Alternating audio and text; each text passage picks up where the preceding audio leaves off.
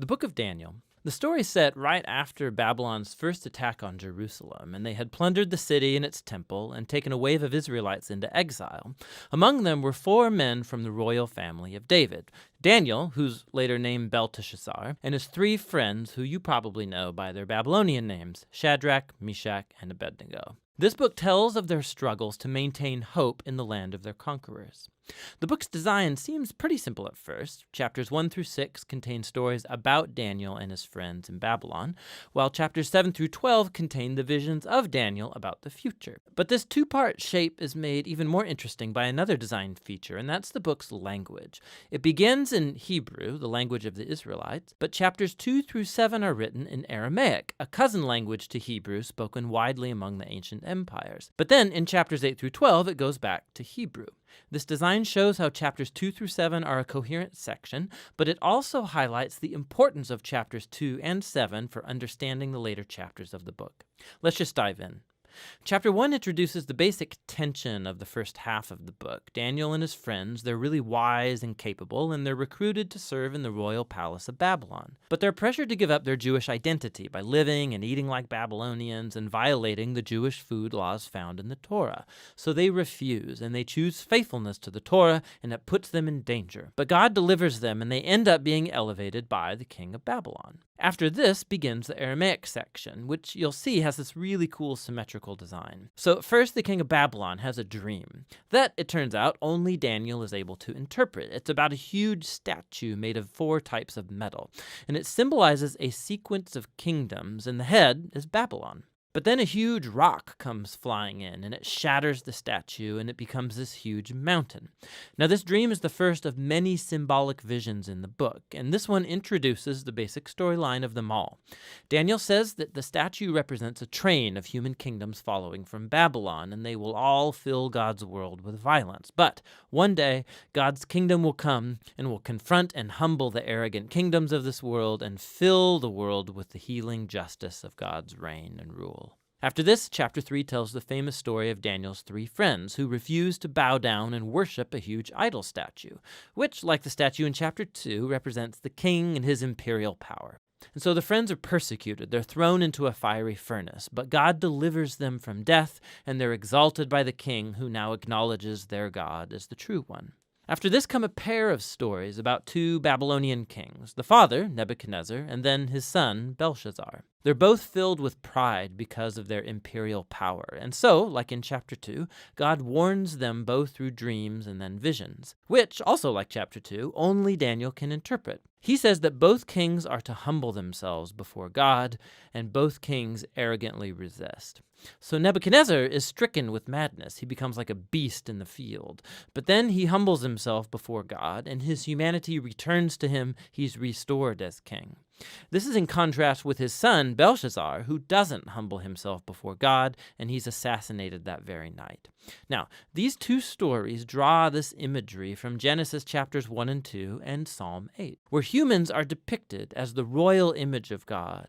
He's given them authority to rule over the beasts of the field and the birds of the air on behalf of God, who is the world's true king. But when human kingdoms forget that, when they rebel and make themselves and their power into a God, they become less than human, like violent beasts who will face God's justice. Which brings us to chapter 6, the pair of chapter 3. And this time it's Daniel who's being persecuted because he refuses to pray and worship the king as a god. And so, like the friends, he's sentenced to death and he's thrown into a lion's den. But God delivers him from the beasts, and like the friends, the king exalts Daniel and praises his God, which brings us to chapter 7. It's the pair of chapter 2 and the center of the book where all its themes come together. It's another dream, but it's Daniel's this time. And ironically, he can't understand the dream until an angelic messenger explains it to him. He sees a series of 4 beasts, one like a lion, then like a bear, then one like a winged leopard, each of these symbolizing an arrogant kingdom. And last of all is a super beast, identified as a really evil empire, and it has lots of horns, a common symbol for kings in the Old Testament, and there's one specific horn who is an image of an arrogant king who exalts himself above God and persecutes God's people. Now they are symbolized by a figure called the Son of Man, who's an image for both God's covenant people, but also for their king from the line of David. But then all of a sudden, God, who's called the Ancient of Days, comes and he sets up his throne. He destroys the super beast and he exalts the Son of Man on the clouds, where he comes up to sit at God's right hand and share in God's rule over the nations. We can look back now and see how all of these stories in the first half fit together. The three stories of faithfulness despite persecution, these are meant to offer hope to God's suffering people among the nations. But they suffer because human kingdoms have rebelled against God and have become beasts. And so these visions encourage patience, that God's people are to wait for him to bring his kingdom and rule over our world and vindicate his suffering people. But it raises the question about when God is going to do that, and that's what these final three visions set out to explore. In chapter 8, Daniel has another vision about the final two beasts of chapter 7, but this time they're symbolized by a ram, who we're told is the image of the empire of the Medes and Persians, and then by a goat, who's an image of ancient Greece. And out of the goat come a whole bunch of horns, one of which symbolizes the evil king from chapter 7.